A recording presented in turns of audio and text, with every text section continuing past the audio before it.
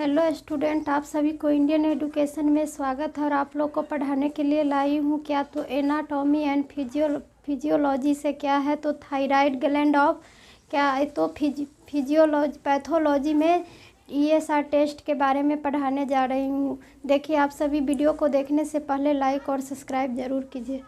क्या है तो anatomy and physiology of thyroid gland and pathology में क्या पढ़ना है तो ESR टेस्ट के बारे में पढ़ना, ESR जांच के बारे में पढ़ना। एनाटॉमी जो रचना विज्ञान होता है। एनाटॉमी किससे अध्ययन होता है? जो शरीर से, उसको एनाटॉमी कहते हैं।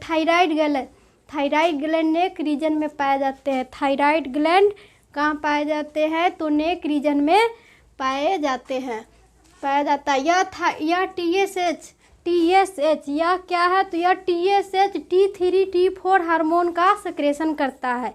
यह हार्मोन क्या होता है? यह ग्लैंड क्या होता है तो TSH T3 T4 हार्मोन का सेक्रेशन करता है। T3 T4 हार्मोन का सेक्रेशन करता है।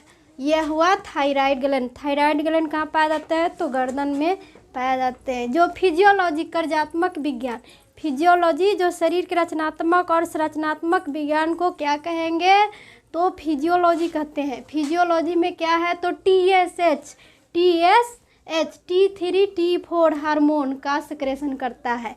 TSH T3 T4 हार्मोन का सेक्रेशन करता है। TSH क्या करेगा तो T3 T4 हार्मोन को सेक्रेशन करता है। यह हार्मोन की कमी से घेघा रोग, नपुंसकता तथा शरीर में सूजन होता है। इस हार्मोन की कमी से क्या होता है तो घेघा रोग। इस हार्मोन के T3 T4 से क्या होता है तो इस हार्मोन के कमी से क्या हो जाएगा तो घेघा रोग।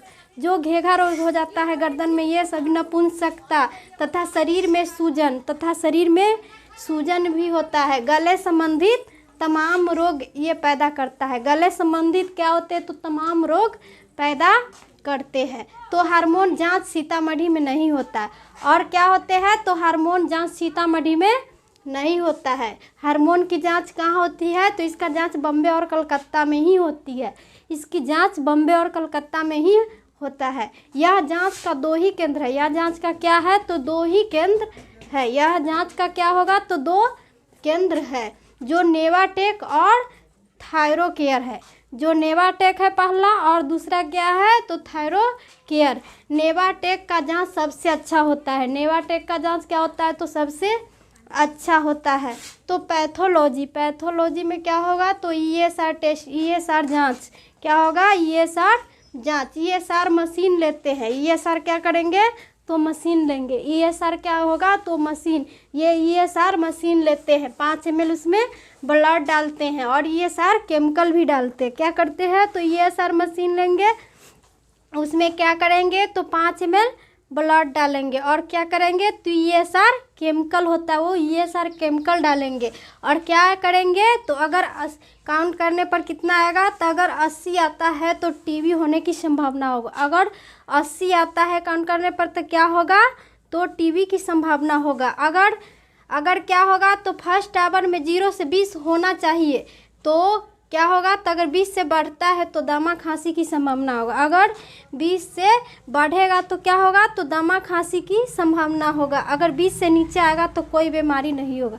अगर 20 से नीचे आएगा तो क्या होगा कि कोई बीमारी नहीं होगा। 20 से ऊपर जाने पर क्या होगा तो TB दमा का संभावना रहेगी।